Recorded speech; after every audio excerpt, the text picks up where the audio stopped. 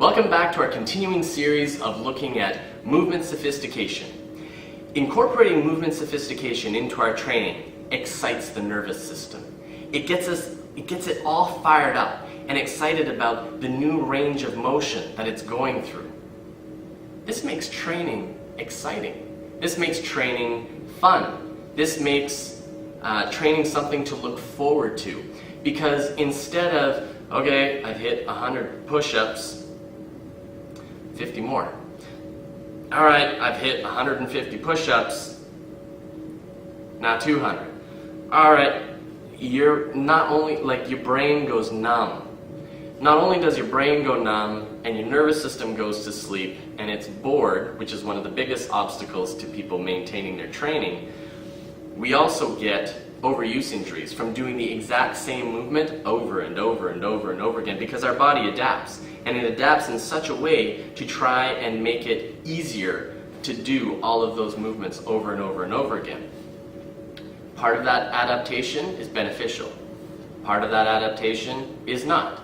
So we're looking at incorporating movement sophistication so that once you've hit a certain level with a certain level of movement, then you can move on to a new level, which then gets all the little neurons firing throughout your system and gets you excited about, oh, okay, here's a new skill. It also takes the mental game of trying to, of having to do work into being able to focus on doing a skill.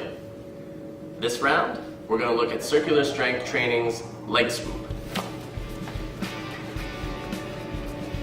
For this first week, we're going to start from a quad hop position.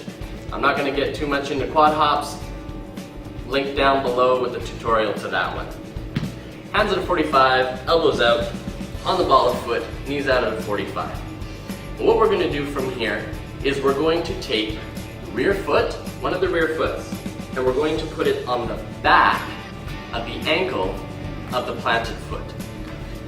So you're going to come through, up, plant, and then we're going to drop the knee through. We're going to sit through.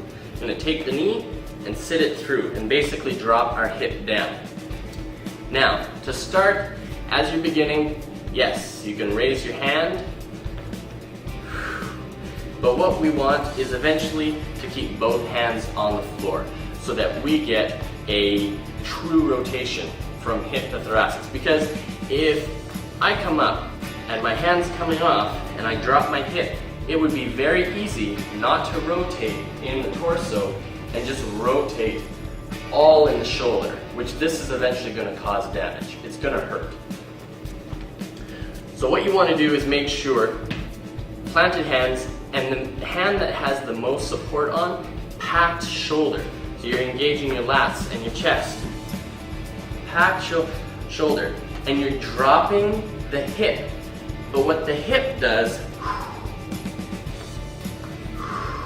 the dropping of the hip, you're not over-rotating in the torso. Excuse me, in the shoulder. So through, other side, and switch from one side to the other.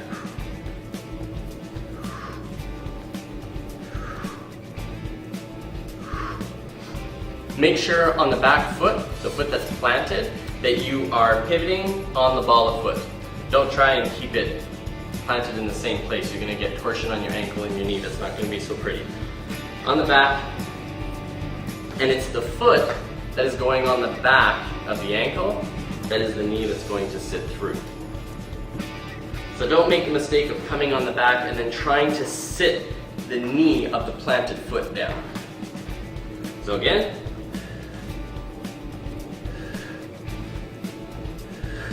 as you come through, you want to make sure that your hip does not sit on the ground. As soon as you sit on the ground, you disconnect hand from foot, from rear foot. We disconnect the circuit, and then once you disconnect the circuit, it disengages the core.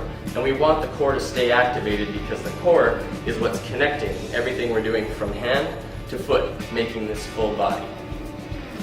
And as you're going through, exhale. We're getting the rotation in the torso. It's like the wringing out of a cloth, wringing out of our lungs. Pressing that air out.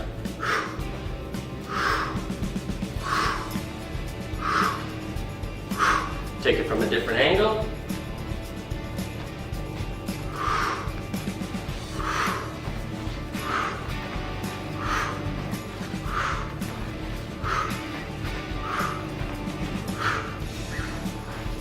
All right, so that's a sit-through knee from CST's leg swoop. Start with that this week, work with it. It's going to open up the rotation in the torso, which is something that is generally very tight for us, and get you moving so that we can then incorporate the rest of the leg. All right, take care. See you next week.